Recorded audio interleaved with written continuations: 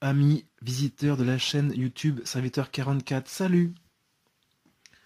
Hier soir, j'ai encore eu une discussion avec un ami sur le thème du pacte avec le diable, des francs-maçons ou des satanistes, que ce soit de la chanson, dans les films et tout ça, des acteurs plutôt, qui font un pacte pour être célèbres, pour jouer dans cette vie.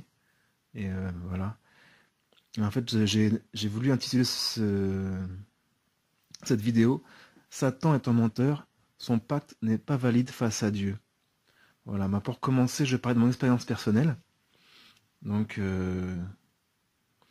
en 2003, j'ai fait une bouffée délirante. Je suis rentré dans la schizophrénie. Et en fait, j'ai voulu arrêter de manger, arrêter de dormir, faire comme les Amérindiens et avoir une vision pour l'avenir, une hallucination visuelle. Donc j'étais dans les drogues et tout ça à l'époque. Et donc ça a duré 14 jours sans manger, sans quasiment rien manger et sans dormir. Et quand on délire, et ben, moins on mange, moins on a envie de manger, moins on dort, moins on a envie de dormir.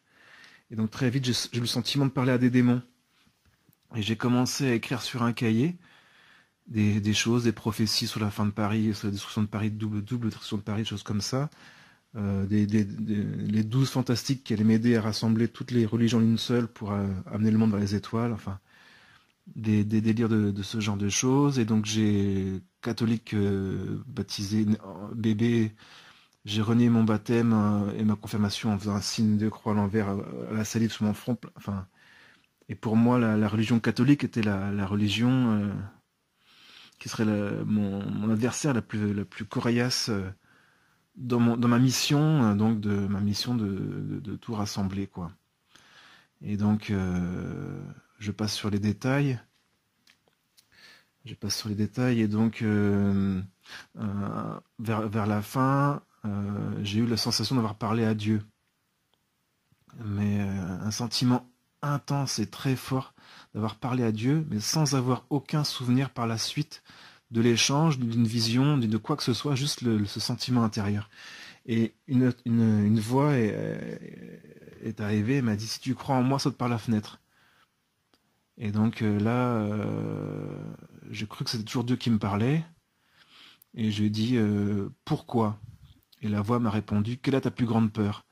Et donc moi j'ai la phobie du vide, j'ai le vertige, le vide m'attire, en même temps j'ai envie de le combler quelque part, j'ai envie de le combler. Et en même temps me fait peur, et donc dès que je monte sur une échelle, je suis en hauteur, sur une montagne, dans un port près du vide, enfin je tremble, je suis pas bien, quoi. Et donc là je suis monté sur le rebord de la fenêtre, et j'ai commencé à trembler, et je me suis dit, mais je peux pas désobéir, enfin laisser Dieu tomber, il me met à l'épreuve, et je voulais pas mourir, j'ai sauté le 5e étage en fait. Il était 2 heures du matin, et c'est une patrouille de police qui m'a trouvé. J'avais une fracture ouverte du coude avec l'artère sectionnée. Donc ça s'est joué à quelques secondes près. Et donc j'ai eu une longue période de rééducation et tout ça. Et donc j'ai une longue expérience de voix, d'entendre des voix de démons. Enfin pour moi c'est des démons, le médical dit que c'est pas réel, mais bon pour moi c'est des démons. Et donc j'ai cru pendant longtemps être possédé. Et donc j'ai fait Saint-Jacques-de-Compostelle, et plusieurs fois je suis entré dans les églises et je me suis mis de l'eau bénite sur le visage, sur les cheveux, tout ça, sur les mains. Et j'ai vu que ça se passait rien, que je pouvais entrer dans les églises, que je pouvais communier, même si les démons n'étaient pas contents, ben je le faisais quand même. Et donc et ils me disaient, les démons, souvent, c'est le même discours, le même refrain, on pourra témoigner de tout ce que tu as fait, tu vas mourir en d'atroces souffrances. Et donc le narratif, c'est de nous faire croire que plus on vit, plus on va souffrir en enfer. Et donc c'est complètement illogique, mais de vouloir se suicider pour moins souffrir en enfer. Enfin et en fait les voix sont très persuasives. Quand on est pris dedans et quand on s'appuie pas sur Dieu, c'est une tentation. Et donc Jésus, dans l'évangile de ce jour, de ce dimanche de Carême, on parle des 3 tentations au désert. À chaque fois, Jésus il a répondu par les Saintes Écritures. Et donc, c'est la parole de Dieu qui peut nous sauver, quoi. Comme lui, si on est tenté, c'est la parole de Dieu qui nous sauve. Et nous il ne faut pas parler avec les démons. Faut vraiment, voilà, moi, très souvent, je chantais des hymnes religieux dans ma tête, ou simplement le nom de Jésus. Jésus, Jésus, Jésus. Parce que Jésus, ça veut dire le Seigneur sauve. Et rien que son nom, voilà, ça atténue le mal. Et des fois, j'ai un ami récemment schizophrène m'a dit qu'une fois, il avait des voix comme ça, il a crié Dieu est miséricorde, parce que les voix le poussaient pareil au suicide, et les voix se sont atténuées, parce que quand on leur résiste, en fait, leur meilleur allié dans la bataille, c'est nous-mêmes, en fait. Il faut pas être leur allié, il faut pas entrer dans leur jeu. Une fois, les voix étaient très très fortes aussi, elles m'assaillaient et tout ça, et j'étais sous le point de sombrer. Et j'étais dans une voiture, je me suis penché vers le volant et une chaîne en argent que j'avais autour du cou est sortie de mon t-shirt, a touché le volant de la voiture. Et une rage est sortie de moi et j'ai détaché la chaîne, j'ai jeté ça au bord, j'ai dit le Dieu, l'argent n'est pas mon Dieu, l'argent n'est pas mon maître. Et les voix se sont atténuées et j'ai pu reprendre la route et puis j'ai pu rentrer chez moi sans encombre, grâce à Dieu. En fait, oui. Et donc, les personnes qui ont pactisé avec le diable. Donc, le pacte n'est pas valide face à Dieu. C'est Satan est le père du mensonge dans la Bible. En fait, il a déjà perdu. La seule chose qu'il puisse faire, c'est entraîner des âmes dans sa révolte. Et je mettrai les références bibliques de citations, là je n'ai pas sous les yeux, mais euh, euh, donc oui, c'est ça. Le péché contre l'Esprit Saint est le seul péché qu'on ne peut pas pardonner. Le seul péché impardonnable dans le Nouveau Testament, c'est ça, c'est le péché contre l'Esprit Saint. Et on peut se dire, mince, alors qu'est-ce que j'ai fait de ma vie? Peut-être que j'ai fait beaucoup de mauvaises actions. Est-ce que j'ai déjà fait le péché contre l'Esprit Saint? En fait, le péché contre l'Esprit Saint, c'est un péché qu'on ne peut commettre que si on est vraiment un très haut théologien, le faire en toute conscience, comme les grands prêtres et les pharisiens qui ont vu que Jésus avait fait une résurrection d'un mort qui puait, depuis 4 jours déjà qu'il était enterré, et ben, ils savaient il y a que le Fils de Dieu, enfin il y a que Dieu qui peut ressusciter, quoi. Et donc ils l'ont condamné malgré tout, donc ils étaient pris dans leur pouvoir, le jeu de pouvoir. Peut-être que eux déjà c'était déjà un péché contre l'Esprit Saint, mais normalement le péché contre l'Esprit Saint pour le commun des mortels, c'est au moment de la mort que ça se passe. On revoit toute sa vie, et là, comme Dieu est dans notre âme, eh ben, on se juge soi-même, et donc si on n'a pas l'amour de Dieu, si on n'est pas confiant dans sa miséricorde, eh ben, on tombe dans le désespoir. Et donc là, par contre, le diable, il a par sur nous quand on tombe en enfer, mais il n'a de pouvoir sur nous que ce que Dieu lui donne. Et donc, on souffre en enfer par les sens qui ont péché dans notre vie. Et les démons ne peuvent pas augmenter les souffrances que Dieu permet. Et donc, en fait, celui qui a pactisé avec le diable se dit, oui, mais si je retourne vers Dieu, mon enfer sera encore plus terrible. Et maintenant, c'est l'inverse, en fait.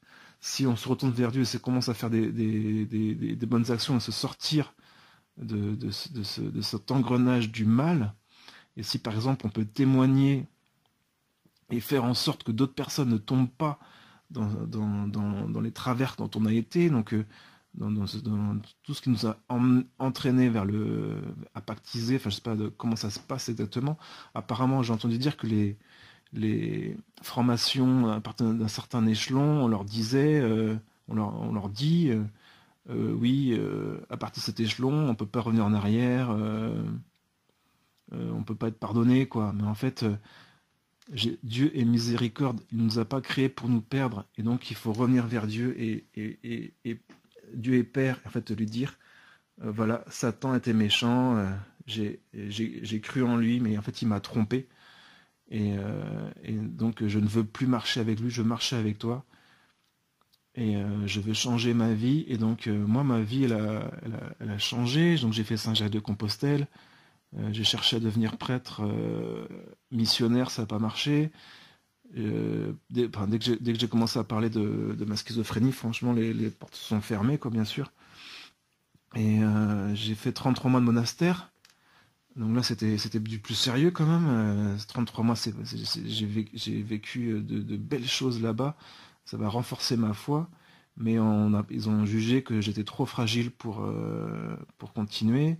Et là, maintenant, ça fait 4 ans que je suis à Lourdes et il y a de belles choses qui se passent. Je suis devenu sacristain. C'est-à-dire, c'est moi qui prépare la messe et je suis servant d'autel à la paroisse du Sacré-Cœur de Lourdes. Je suis devenu président d'une association, l'association Ministère de Sainte Famille, donc qui est une boutique solidaire. On fonctionne avec des dons qu'on vend à petit prix. Voilà, j'étais aide-soignant avant, mais à cause de ma fragilité psychique, c'est plus trop possible pour moi de travailler dans un hôpital, donc je suis devenu auxiliaire de vie. J'ai une vie de foi intense, je vis avec d'autres schizophrènes qui ont la foi, dans une association des sources vives. Voilà, je vis de très belles choses, et donc les voix, toujours le même narratif. On pourra témoigner de tout ce que tu as fait, mais témoigner. Dieu est mon juge, et pas vous. Satan n'est pas mon juge. Satan ne peut rien. En fait, dans mes délires, à un moment donné, je me disais, mais mince, quoi. Il y a un dicton africain qui dit quand deux éléphants se battent, c'est l'herbe qui se fait écraser. Et moi, je me disais, mais le démon, c'est un éléphant, Satan, c'est un éléphant, Dieu, c'est un éléphant, ils se battent. En fait, c'est nous, l'humanité, qui se font écraser, qui se sont pétinés par cette guerre entre les deux. Et en fait, c'est pas du tout ça, en fait. En y réfléchissant bien, quand on regarde l'univers, quand on regarde le cosmos, quand on voit comment c'est grand, comment c'est infini, en fait, Dieu, il est infini et le démon, c'est un microbe, quoi. Donc, il a la place dans nos vies qu'on veut bien lui donner. Et j'aime bien une citation de l'Ecclésiastique en 2,18, ça j'ai la France sous les yeux, je l'ai mis au mur. Le Seigneur, telle est sa grandeur, telle aussi sa miséricorde. Et en fait, c'est glorifier la miséricorde de Dieu que de croire qu'il peut nous sauver, qu'il croire qu'il est amour et qu'il veut notre bien, quoi. Il nous a pas créés pour nous perdre. Parfois, on a des ascendances familiales. Enfin, je sais pas si on tombe, par exemple, chez les Rothschild, ou tous Dieu me pardonne si je me trompe, mais j'ai l'impression que c'est des gros satanistes, tout ça, qui vivent, ben, on choisit pas, quoi. Et donc, et ben, au départ, on a un gros handicap. Et ben, Dieu, il nous ouvre les portes, quoi. Si on a foi en son amour et en sa foi en sa miséricorde, Dieu ne peut rien face à une porte fermée parce qu'il veut notre liberté. On ne peut pas forcer à quelqu'un à aimer. On ne peut pas forcer à quelqu'un à croire en sa miséricorde. Donc devant une porte fermée, il peut rien, quoi. Et donc c'est un peu humble, parce que la poignée de la porte, elle est de notre côté à nous. Et donc quand on ouvre une porte, il faut s'écarter, il faut se reculer pour que la porte peut s'ouvrir. Et là, Dieu, il peut entrer, il faut s'abaisser, quoi, en fait. Parfois, on pousse contre la porte, alors qu'il faut... Et Dieu aime qu'on crie vers lui. Dans mon appartement, quand j'ai commencé à prier le chapelet, je me mettais à genoux et je frappais contre le sol. C'est écrit qui cherche trouve, à qui frappe en ouvrira, qui demande reçoit. Je le dis trop vite. Qui cherche trouve, à qui frappe on ouvrira, qui demande reçoit. Et donc je frappais contre le sol. Je disais, Dieu, je sais toi que je veux, je entre dans ma vie, quoi. Et il est entré dans ma vie et je suis pas déçu du tout, quoi.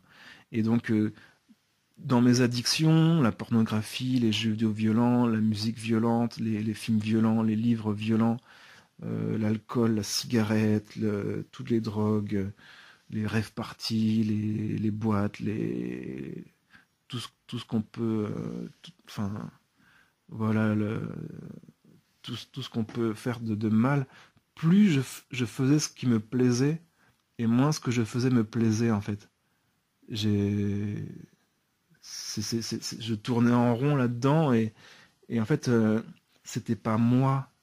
Quand on est pris dans les addictions, c'est pas nous, en fait. Et Dieu, enfin, quand le péché cesse, la guérison peut arriver. Qui commet le péché est esclave du péché. Ça, c'est dans Saint Jean. qui commet le péché est esclave du péché. Et donc, on est esclave, on est dépendant et on n'est pas nous-mêmes. Et Saint Augustin nous dit, Dieu est plus intime à nous-mêmes que nous sommes à nous-mêmes. Dieu est plus moi que moi. Et donc, depuis que je suis avec Dieu, je découvre vraiment qui je suis, quoi. Et la vie, elle est belle, quoi. Elle vaut le coup d'être vécue. Et quand on se tourne vers Dieu, on peut se dire, ouais, la prière, c'est rasoir. Je prie, il se passe rien. En fait, ouais, j'aime bien une petite parabole que j'aime bien. C'est un mendiant. Un mendiant sur une route. Voilà, il crève la dalle, il a rien. Et il voit un roi arriver au loin avec toute sa cour, toute sa pompe, un roi puissant, qui est généreux. Et il se dit, ah, ben, c'est ma journée gagnée, aujourd'hui je vais pouvoir manger à ma faim, aujourd'hui je vais pouvoir dormir sous un toit. Il attend avec impatience, le roi arrive lentement, et le roi descend de son char, vint vers lui et lui dit, qu'est-ce que tu as à me donner? Et là, le mendiant se dit, mais qu'est-ce que c'est que ce... Enfin, c'est pas possible, quoi. Et donc, le roi lui répète, qu'est-ce que tu as à me donner? Et le mendiant, il sort de son sac un tout petit grain de blé, et il le met dans la main du roi. Et le roi part, il lui a rien donné.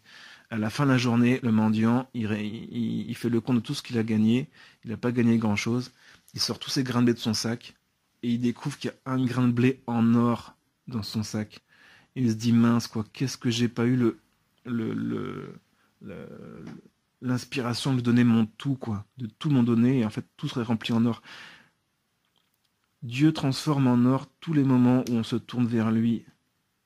Mais Dieu est une quête, Dieu il se cache, et il se cache pour se laisser trouver, pour mieux se laisser trouver, parce que sinon ce serait trop facile. Et en fait, Dieu il fait ça pour nous éduquer à l'amour. C'est une quête, l'amour. Et, voilà, c'est magnifique. Et donc en fait, quand mon ami là, avec hier soir me parlait, me disait ouais, quand on a pactisé, c'est fini, on finira en enfer. Moi, j'étais pas d'accord, et je me suis rappelé de 3 passages, 3 différents. Et en fait, j'ai donné un de mes cahiers que j'avais au monastère à quelqu'un et il me l'a pas rendu. Et donc, j'arriverai pas à retrouver facilement j'arriverai pas à retrouver les passages. Dans Sainte Faustine, dans son petit journal, dans la vénérable Marthe Romain, dans son journal de 1900, des années 30, et dans une prière d'un bénédictin qui s'appelle Aime-moi tel que tu es, Jésus dit que la seule chose qu'il peut pas pardonner, c'est de douter de son amour. Parce que, et en fait, si le doute j'imagine que si le doute persiste et qu'on tombe dans le désespoir. Et en fait, voilà, douter de son amour. Le péché, rien ne peut, le péché ne peut pas me faire de mal. Ce qui me fait du mal, c'est qu'on doute de mon amour, parce que sur la croix, attention, écoutez bien, sur la croix, il a souffert pour les péchés de toute l'humanité, passée, présente et future, tous les péchés. J'ai fait le compte, apparemment on estime qu'il y aurait à peu près 110 milliards d'êtres humains depuis le début des temps, enfin c'est une estimation. Et si on compte des milliers de péchés par être humain, en fait c'est au-dessus des milliards. Après milliards c'est billions, des milliers de billions de péchés, c'est incommensurable, quoi. C'est incommensurable, ça veut dire qu'on ne peut pas compter. C'est gigantesque, quoi. Et donc le Christ il a souffert même pour les satanistes, même pour se compactiser avec le diable. Le diable c'est le père du mensonge. Il veut vous faire croire que c'est fini pour vous, mais tout est inversé en fait. Et donc, faut pas le croire. Et les démons cherchent après à vous faire tomber en désespoir. Ils veulent vous voir en enfer le plus vite possible. Comme ça, ils sont sûrs d'avoir gagné la partie. Mais en fait, il faut se rebeller, quoi. J'aime bien Saint Paul. Saint Paul nous dit, je suis le premier des pécheurs. Voilà. Parce que Saint Paul, il a persécuté les chrétiens, il a mis des chrétiens à mort, les a enchaînés, les a amenés au grand prêtre. Voilà. Le pré-martyr Saint-Étienne, il gardait les manteaux, il a participé au premier des martyrs chrétiens, et il dit, je suis le premier des pécheurs. Mais en fait, si on regarde bien, on peut se dire que quand même, Judas, 3 ans auprès du Seigneur à peu près, il mangeait avec lui, il allait au temple avec lui, comme dans les psaumes, Celui qui partageait non pas m'a frappé du talon, alors que qu'il était bon le temps où on marchait en temple pour les merveilles de Dieu. Donc voilà. Et Jésus savait, en fait, il savait qu'il avait un traître près de lui. On va dans la Sainte Seine où c'est dit, quoi. Et donc, je suis le premier des pécheurs. En fait, tout le monde peut se reprendre cette phrase de Saint Paul, se dire je suis le premier des pécheurs, parce que si les autres avaient eu autant de grâce que moi, peut-être qu'ils seraient meilleurs que moi. On peut dire que les autres seraient meilleurs que nous s'ils avaient vécu ma vie, quoi. Et Saint François d'Assise, alors que c'est un grand saint, il avait cette pensée-là aussi, quoi. Si d'autres avaient eu les mêmes grâces que moi, ils seraient meilleurs que moi, quoi. Et donc Saint Pierre a renié 3 fois. Il est devenu le premier pape de l'Église. Et Saint Paul est devenu l'apôtre, l'apôtre des nations, quoi. Et donc, si Judas, il s'était converti, si Judas, il s'était retourné vers le Seigneur et il avait dit, je t'ai vendu pour 30 deniers, pour que dalle, quoi, pour le prix d'un esclave, c'est rien du tout, quoi. Alors tu étais le Fils de Dieu. Pardon, parce que franchement, l'autre, il m'a séduit et j'étais séduit et j'ai perdu toute raison de garder et je suis tombé dans le mal, mais maintenant, voilà, je te demande pardon, reprends-moi auprès de moi, comme le fils prodigue, en fait, le fils prodigue de la parabole de Saint Luc, chapitre 15. Mon père, j'ai péché contre toi, je ne suis plus digne d'appeler ton fils, mais fais de moi un de tes serviteurs, quoi. Donc peut-être que Judas, il avait entendu ces paraboles-là, quoi, les paraboles à miséricorde de la brebis perdue et tout ça, de la pièce perdue. Il avait entendu tous ces trucs-là, quoi. Il y a plus de joie au ciel,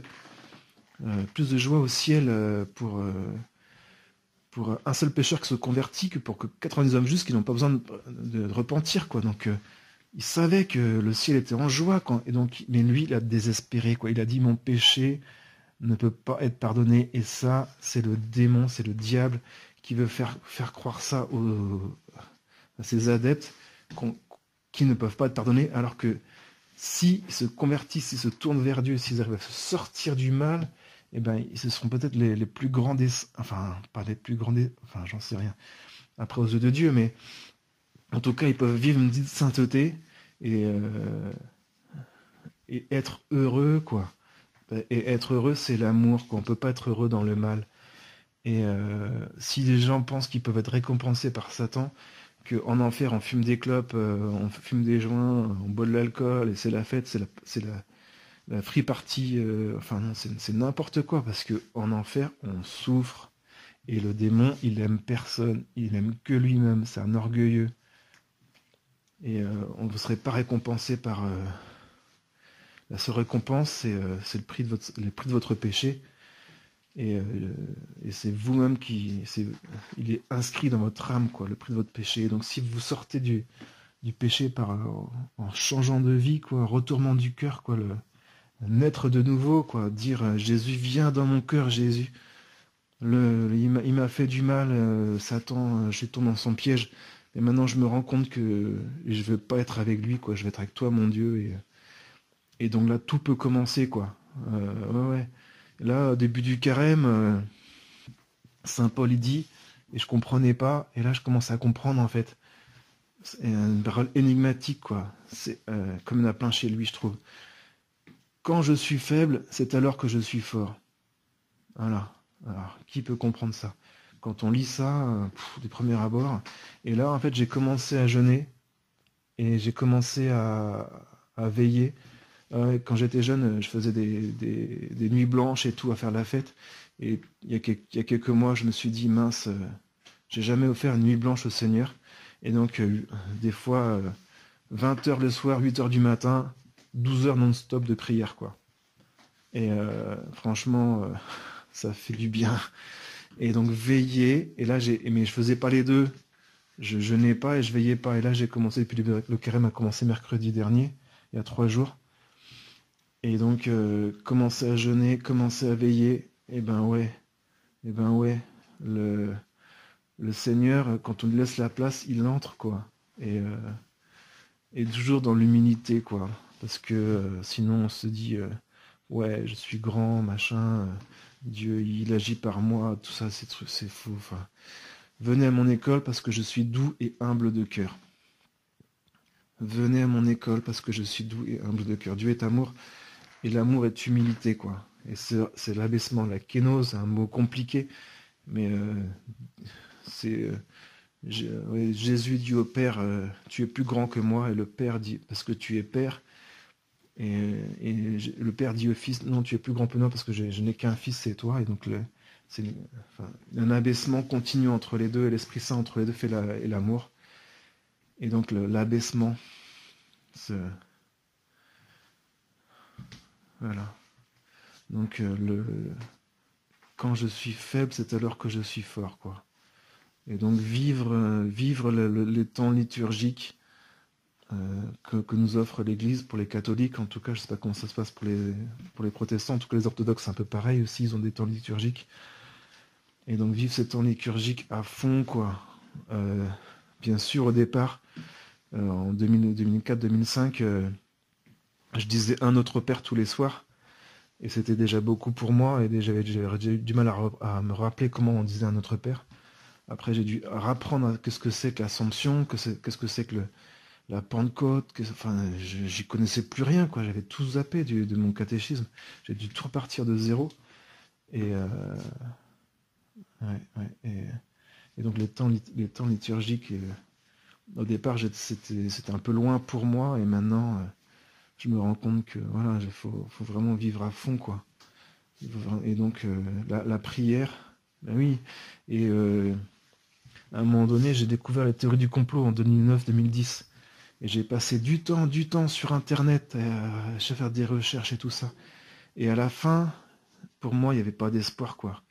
Je voyais pas le bout, il n'y avait rien. J'avais commencé à aller à la messe, à lire la Bible, mais c'était un peu en cyclique. Des fois, je prenais, j'arrêtais. Et là, et après, je me suis dit, qu'est-ce que je vais faire, quoi. Et d'un coup, j'ai eu l'inspiration. Je vais me tourner vers les apparitions de la Vierge Marie et je vais écouter ses messages. J'ai commencé à prier le chapelet. J'ai commencé à aller à la confession. J'ai commencé à aller à la messe en semaine. J'ai commencé plein de choses comme ça, à mettre de Dieu la première place dans ma vie, quoi, quelque part.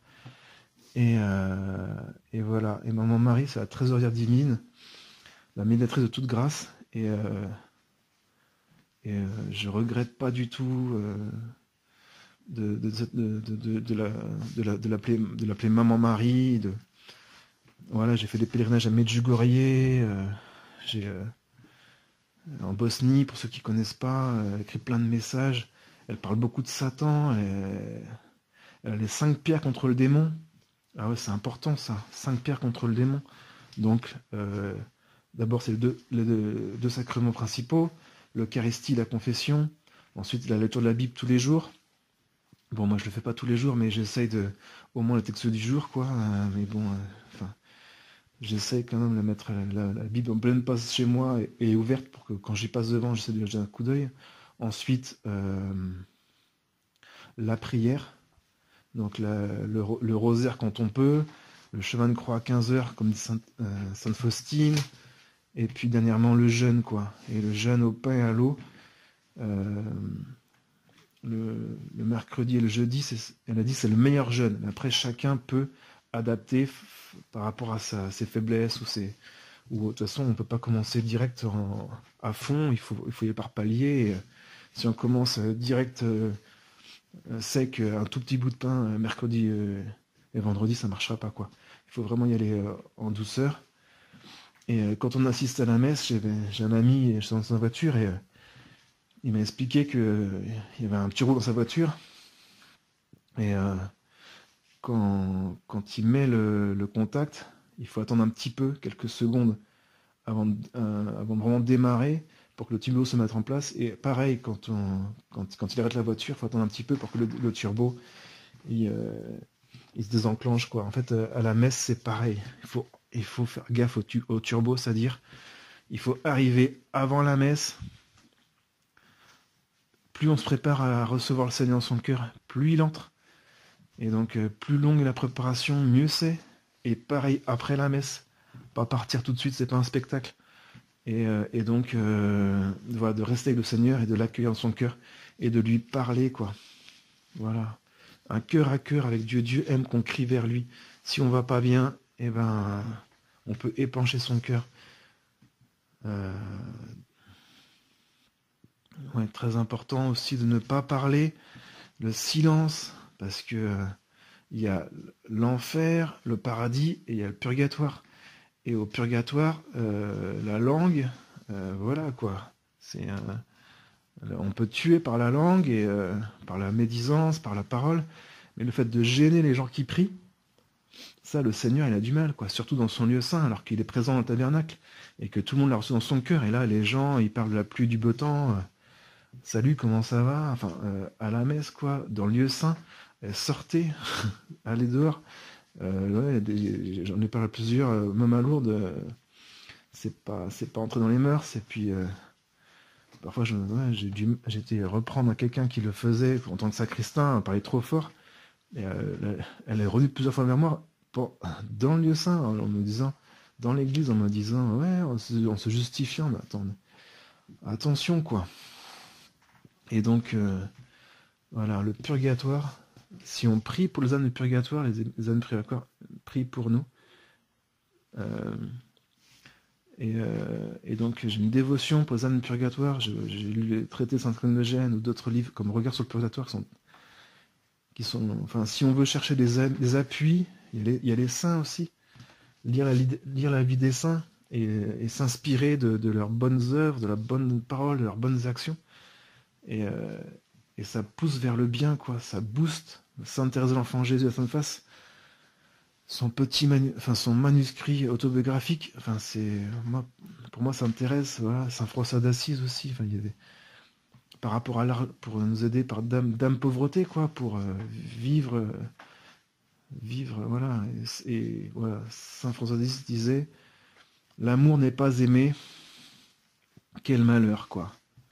Et donc, si les gens savaient à quel point Dieu est amour, si le Seigneur savait, si les gens savaient à quel point Dieu est miséricorde, et si les chrétiens vivaient en chrétiens, en un an apparemment, je sais plus qui c'est qui disait ça, un saint peut-être, je sais pas, en un an, tout le monde serait converti, quoi. Et ouais, en un an, tout serait converti. Je vais vous laisser, je pense que c'est déjà assez long, comme ça. Voilà, je voulais sortir de mon cœur, et s'il y a des gens qui ont des questions, j'essaierai d'y répondre. Et puis, voilà, s'il y a des gens qui veulent aller plus loin, j'ai mis plusieurs de mes conférences, enfin des conférences, j'aime pas dire ça, de mes témoignages sur ma chaîne YouTube, et donc le livre de la schizophrénie à Dieu. Voilà. Que Dieu vous bénisse, vous garde dans sa paix. Vous ne faites pas avoir par le démon cette peur du mensonge. Gardez la ligne droite, force et honneur, et que la paix soit avec vous, ouais, toujours la paix. Que le bisou vous garde.